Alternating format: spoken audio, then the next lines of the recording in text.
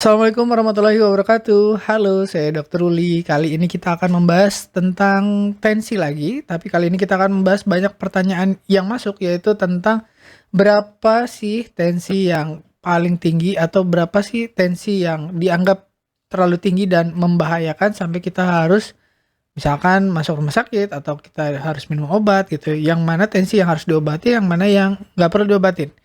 Nah, banyak orang masih belum ngerti tentang tekanan darah. Tekanan darah itu kan ada angka yang atas dan angka yang bawah. Misalkan 120/80.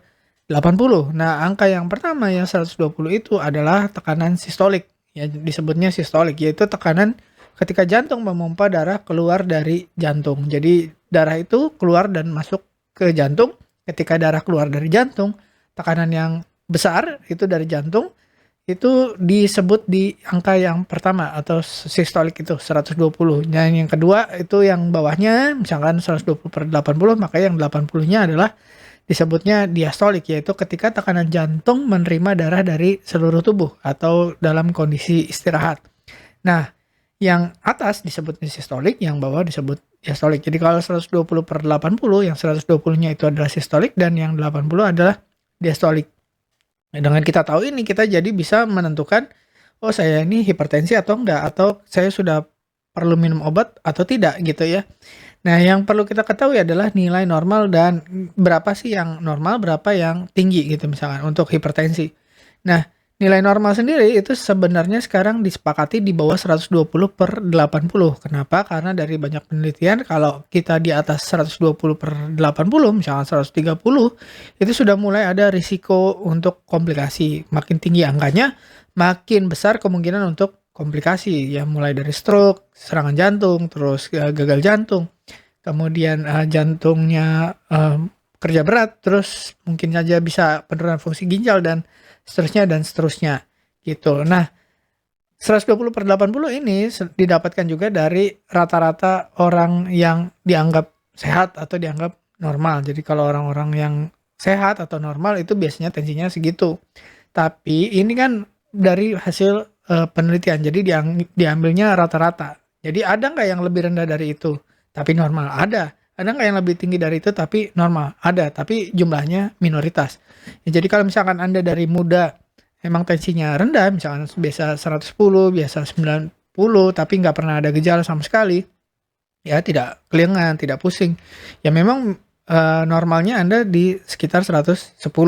Tapi kalau misalkan dari kecil, misalkan tensinya memang lebih tinggi dari yang lain, ya tapi memang tidak ada gejala juga, ya mungkin memang normalnya seperti itu, misalnya 130 atau 135 gitu, tapi tidak ada gejala sama sekali.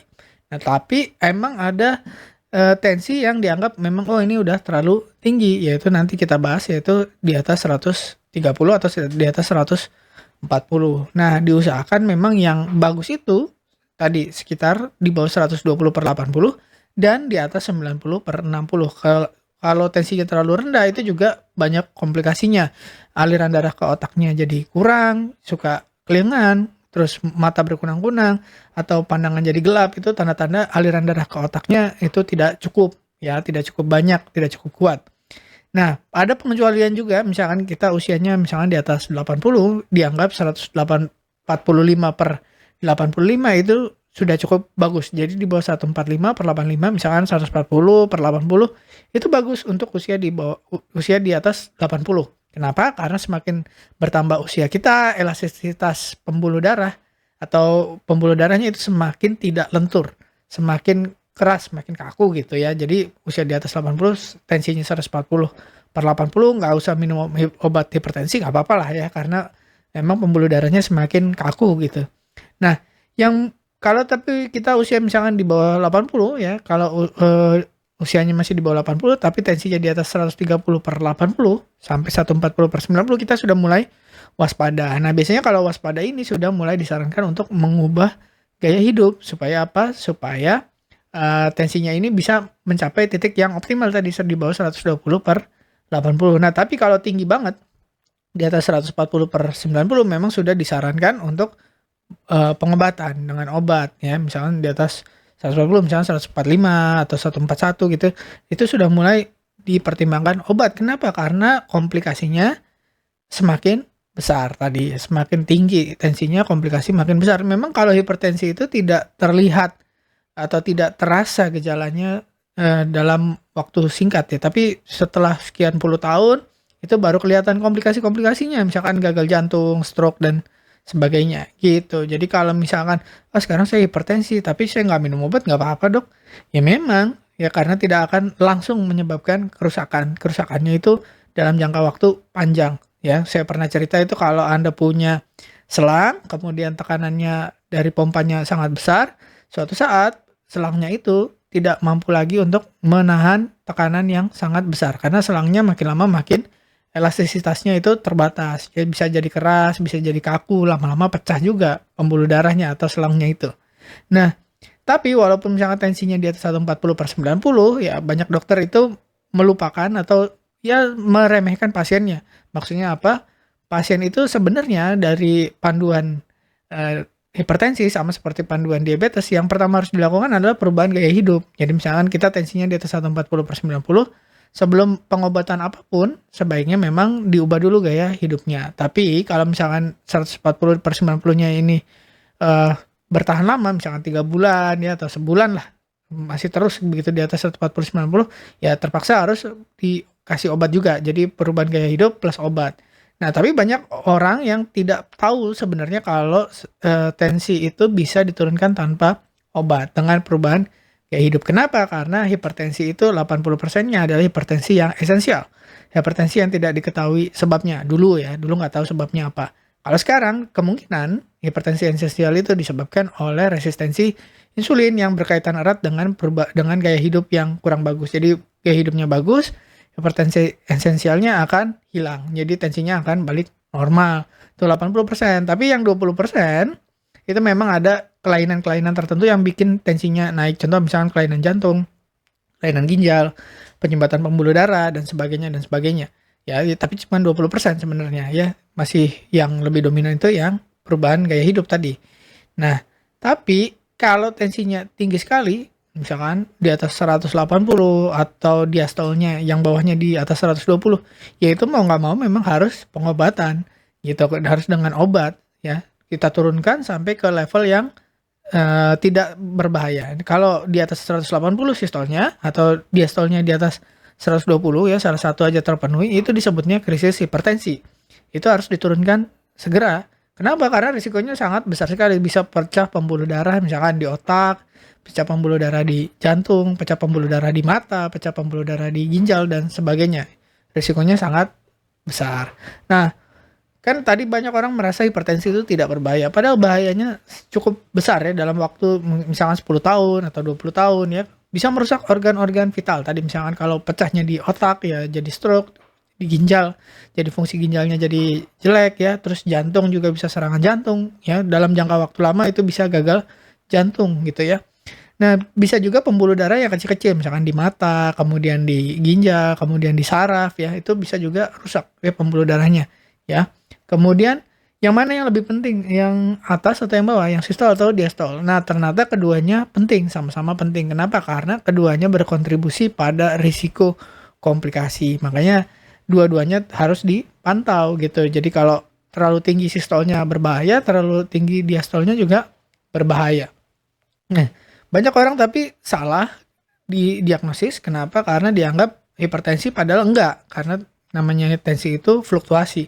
Bisa naik turun tergantung aktivitas, istirahat, apa yang dimakan. Terus mungkin stres ya, mungkin takut ketemu dokternya. Semakin galak dokternya semakin tinggi tensinya gitu ya. Jadi usahakan untuk ngukur tensi di rumah. Punyalah alat tensi di rumah. Terus kenapa? Karena tadi banyak white coat hypertension atau sindrom jas putih. Jadi kalau ketemu dokter atau periksa di klinik atau di rumah sakit, itu tensinya lebih tinggi dari waktu periksa di rumah. Ya nggak cuma tensi, gula darah juga, terus pemeriksaan-pemeriksaan yang lain juga itu bisa terpengaruh oleh white coat syndrome atau sindrom jas putih. Ukurlah di rumah, dengan semakin sering kita ngukur akan ketemu rata-rata yang lebih akurat. Dengan itu kita bisa menentukan, oh kita perlu minum obat hipertensi atau enggak. Ya, jadi kalau misalkan tensinya di atas 140/90 memang disarankan untuk mulai minum obat. Tapi kalau 140/90-nya itu hanya sementara, bukan sesuatu yang menetap, itu ya tidak perlu minum obat gitu. Tapi untuk mengurangi risiko ya memang sebaiknya kita sudah mulai mengendalikan gaya hidup dari sekarang. Nah, tapi kalau tensinya sudah 180, diastolnya atau diastolnya di atas 120, ya tidak ada pilihan lain selain untuk menurunkan dengan cepat. Ya, kenapa dengan segera ya? Kenapa? Karena risikonya sangat besar. Bahkan kalau di guideline-nya, panduannya itu harusnya kalau Anda 180, tensinya atas 200, itu sebaiknya memang diturunkan di IGD. Takutnya apa? Takutnya stroke, takutnya pecah pembuluh darah, takutnya penurunan kesadaran dan seterusnya gitu. Dan satu lagi, kalau Anda saat ini hipertensi dan dalam pengobatan, beritahu dokter apa obat yang diminum. Ya, tidak cuma obat yang mungkin selama ini mungkin dianggap biasa-biasa aja. Apapun obat yang Anda minum, tolong diberitahukan ke dokter. Kadang-kadang misalkan banyak sekali pasien saya ketemu yang sudah ke banyak dokter, misalkan sudah ke kardiologi, ke neurologi, ke nefrologi gitu. Terus setiap ke dokter baru dia dikasih antihipertensi baru. Akhirnya dia bisa minum 3-4 obat antihipertensi dengan merek dan jenis yang berbeda-beda dari dokter yang beda-beda. Karena tiap dokter ngasih hipertensi, tiap dokter ngasih obat antihipertensi. Setiap dia kontrol ke dokter yang baru itu tensinya naik, ke dokter yang A naik, ke dokter yang B naik. Jadi dia selalu dianggap hipertensi gitu. Padahal dia sudah minum obat dari dokter yang satunya. Jadi obat hipertensinya itu banyak. Hingga satu waktu dia minum terlalu banyak gitu obat hipertensinya. Karena yang pasiennya juga nggak tahu itu obat apa. Jadi kalau bisa mulai sekarang kalau Anda mendapat obat dari dokter, tanya ini obat apa? Ya gunanya untuk apa? Untuk menurunkan tekanan darah misalkan. Nah, ketika Anda ke dokter yang lain dan diresepkan obat, beritahu, oh ya saya minum obat ini, obat tekanan darahnya ini, obat penurun kolesterolnya ini, obat ininya ini, gitu supaya tidak bertumpuk-tumpuk. Karena risikonya juga besar kalau Anda minum obat hipertensi yang terlalu banyak, ya tensinya ngedrop, Anda bisa keliengan, pusing, pingsan. Ya banyak kejadian pasien saya itu seperti itu. Ya sudah ke dokter A, dokter B, dokter C, macam-macam, neurologi, nefrologi, kardiologi. Ya semua ngasih obat hipertensi, akhirnya diminum semua dan akhirnya keliengan. Ya untung jatuhnya nggak berbahaya. Jadi coba kalau jatuhnya di kamar mandi terus terbentur apa gitu, itu kan bahaya sekali. Nah, kira-kira begitu supaya hipertensi itu simple, tapi jangan dibikin, jangan diabaikan sampai akhirnya komplikasi jadi berat. Ya kalau udah berat baru bingung ke dokter ini, dokter itu, dokter ini, dokter itu, akhirnya menyerah gitu ya.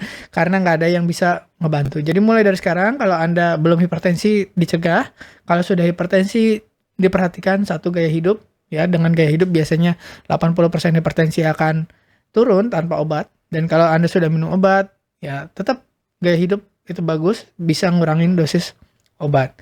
Atau kalau misalkan Anda ragu-ragu, ini saya hipertensi atau enggak, ya karena kalau ke dokter hipertensi, kalau di rumah enggak, pastikan ke dokter yang ramah, yang nyaman, yang enak diajak ngomong, dan bisa menjelaskan dengan baik. Karena apa? Karena seringkali tensi naik di klinik atau di rumah sakit itu karena kita takut ketemu dokternya. Apalagi kalau dokternya galak.